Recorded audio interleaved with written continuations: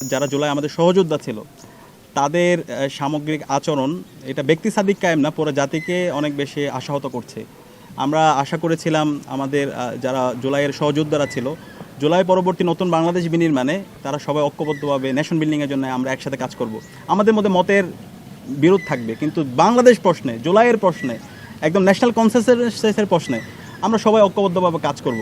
কিন্তু আমরা সেখানে দেখতে পেয়েছি আমাদের যারা সহযোদ্ধারা তারা ক্রমাগত বিভিন্নভাবে বিষোদ্গার করছে।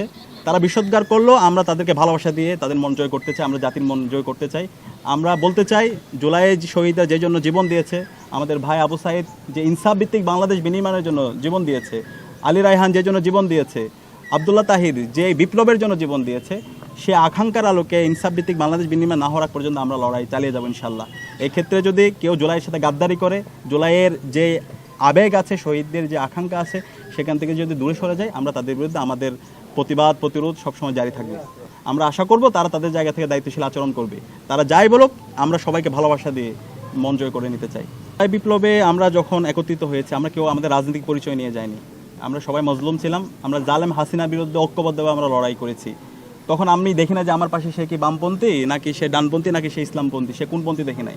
আমরা সবাই এক কাতারে দাঁড়িয়ে আমরা জালেম হাসিনার বিরুদ্ধে লড়াই করেছি এবং শহীদরা সেখানে আমাদেরকে রাস্তা দেখিয়েছে এবং আমাদের শহীদদের আত্মত্যাগের মাধ্যমে আজকে আমরা ফেসিবাদ মুক্ত বাংলাদেশ পেয়েছি।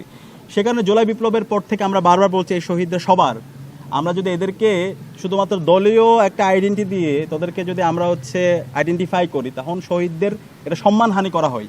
শহীদরা এই দলের ঊর্ধ্বে, তারা জাতির সম্পদ, পুরো দেশের সম্পদ। তো সে জায়গা থেকে ইসলাম ছাত্র শিবির আমরা বলছি এই জুলাই বিপ্লবে যত শহীদ হয়েছে আমরা সবাইকে ধারণ করতে চাই এবং সকল শহীদদের আমরা ধারে ধারে গিয়েছি, তাদের পরিবারের সাথে আলাপ করেছি, আমরা তাদেরকে নিয়ে ডকুমেন্টারি করছি, তাদের স্মৃতিগুলো নিয়ে আসার চেষ্টা করছি, আমরা স্মারক গ্রন্থ বের করছি।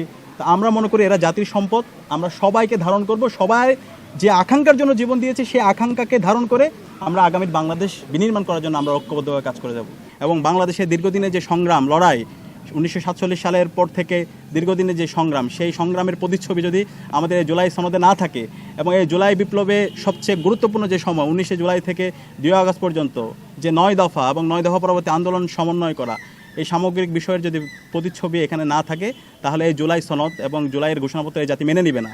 তো আমরা আশা করব সকল অংশীজনদের সাথে আলাপ করে সবার যেন মতামতের রিফ্লেকশনটা এই জুলাই সনদপত্র থাকে এবং আমাদের শহীদদের যে দাবি, শহীদদের যে আকাঙ্ক্ষা, সেই আকাঙ্ক্ষার প্রতিচ্ছবি যেন এই জুলাইয়ের ঘোষণাপত্র এবং জুলাই সনদের মধ্যে থাকে।